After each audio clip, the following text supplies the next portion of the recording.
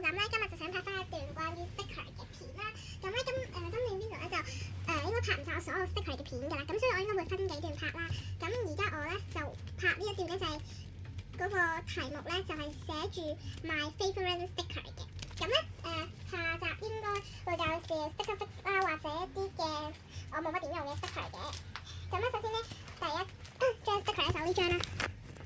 勁可愛啦！咁咧之前咧，我買完之後咧都唔捨得用啦，就 keep 咗擺咗度。但係之後用咗過之後咧，我就開始演用啦。雖然就用得唔係太多啦。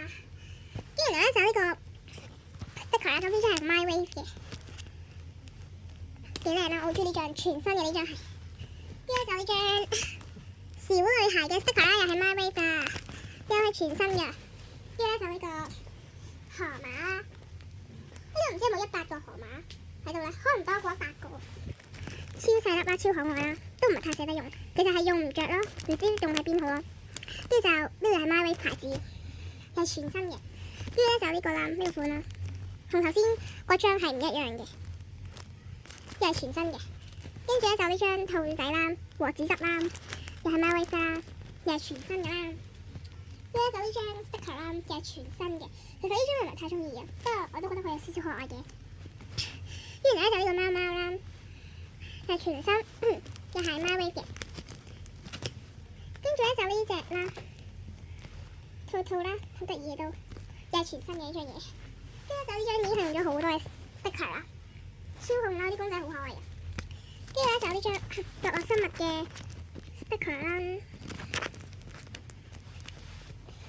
跟住就呢張南極同埋北極混合嘅 sticker 啦。咁佢係有企鵝啊、北極熊啊嗰啲啊，超細粒啦。跟住然後咧就呢個俄羅斯娃娃啦，跟住然後咧就呢隻嘅貓貓，超可愛啦。跟住又係全新嘅，跟住然後咧就呢張又係貓貓，我勁多貓貓 sticker 啦，又係有少少紙皮紙皮質地嘅，有少少，就係 My Wave 嘅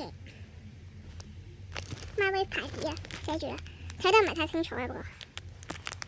冇咗橛咯，又係全新嘅成張嘢。